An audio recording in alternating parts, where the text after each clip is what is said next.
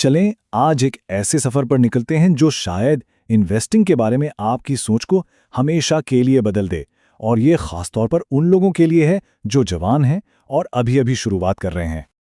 ये बात तो हम सब ने सुनी ही होगी कहीं ना कहीं, और सच पूछें तो सुनने में बड़ी जबरदस्त लगती है ना।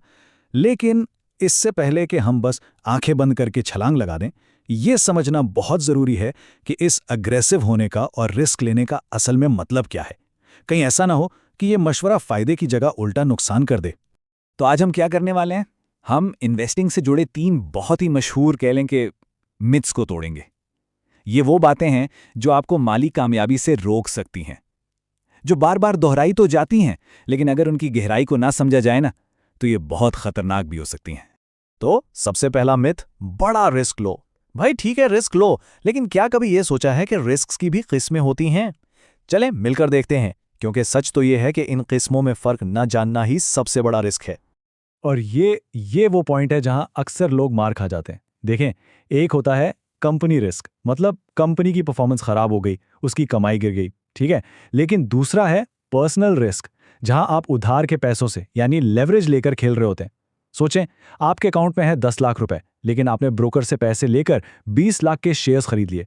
अब अगर मार्केट नीचे गई तो आप सिर्फ अपने 10 लाख नहीं घुमाएंगे, बल्कि आप उल्टा मखरूज हो जाएंगे। ये वो जाल है जिससे हर हाल में बचना है।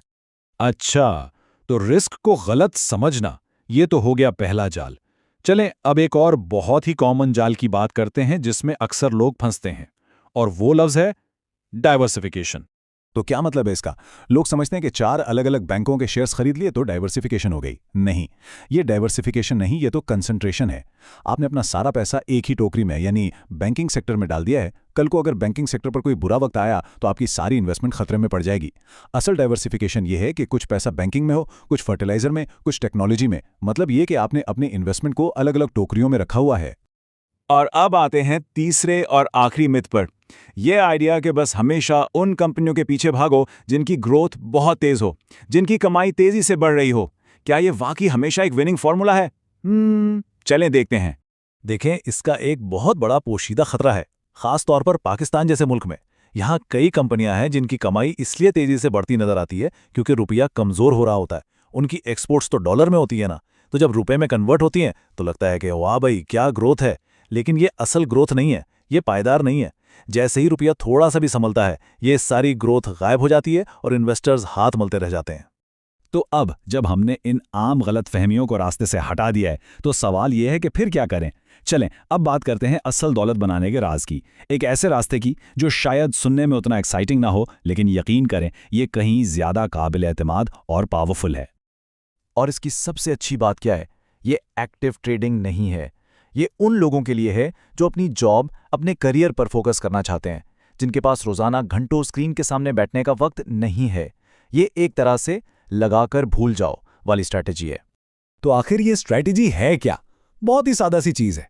इसका नाम है डिविडेंड रीइन्वेस्टमेंट, यानी कंपाउंडिंग की ताकत को अपने लिए इस्तेमाल करना। और ये काम कैसे करता है? बहुत आसान है। देखें, 4 स्टेप्स है। पहला, आप ऐसी अच्छी पुरानी कंपनियों में पैसा लगाते हैं जो मुनाफा देती हैं। दूसरा, वो कंपनियां आपको डिविडेंड यानी मुनाफा देती हैं। तीसरा, आप इस मुनाफे को जेब में नहीं डालते, बल्कि इसी से उसी कंपनी के और शेयर्स खरीद लेते हैं। और चौथा, बस इस साइकिल को सब्र के साथ सालों तक चलने देते हैं। That's it.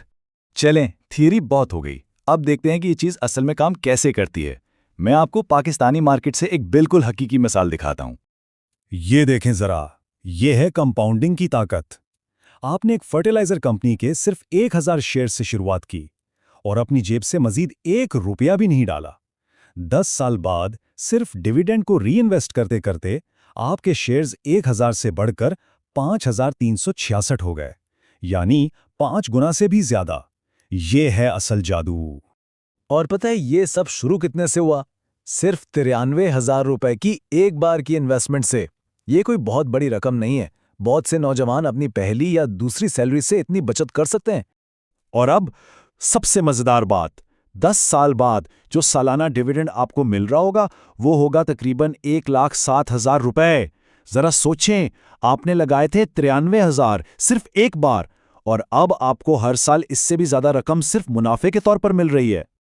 अच्छा, तो अब जब हमने ये ताकतवर स्ट्रैटेजी देख ली है, तो चलें इसका मवाजना उस ग्रोथ इन्वेस्टिंग वाले तरीके से करते हैं जिसकी बात हमने शुरू में की थी।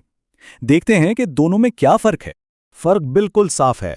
एक तरफ है ग्रोथ इन्वेस्टिंग, जहां आप बस इस इंतजार में बैठे हैं कि कब शेयर की कीमत ऊपर जाएगी और आप बेचकर पैसा कमाएंगे।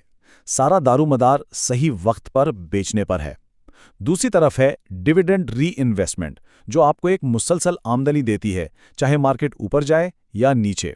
तो असल बात यह है कि आप यहां कीमतों पर सट्टा नहीं लगा रहे, आप अपने लिए एक पैसा बनाने वाली मशीन तैयार कर रहे हैं। एक ऐसी मशीन जो आपके लिए 24 घंटे काम करती है, यहां तक कि जब आप सो रहे हों। तो ये बुनियादी तौर पर एक माइंडसेट शिफ्ट है। जल्दी से अमीर बनने वाली स्कीमों से निकलकर एक मुनज़्ज़म तरीके से दौलत बनाने की तरफ आना।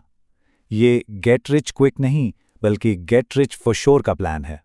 तो आखिर में एक सवाल मैं सबके लिए छोड़े जा रहा हूं, क्या ज्यादा पावरफुल है, ऊंचे दाव वाली शर्तों के पीछे भागना या फिर सब्र के साथ कंपाउंडिंग के जरिए अपनी दौलत को बनाना? एक रास्ता तेज है लेकिन गैर यकीनी, दूसरा रास्ता सुस्त है लेकिन पायदार। फैसला आपको करना है।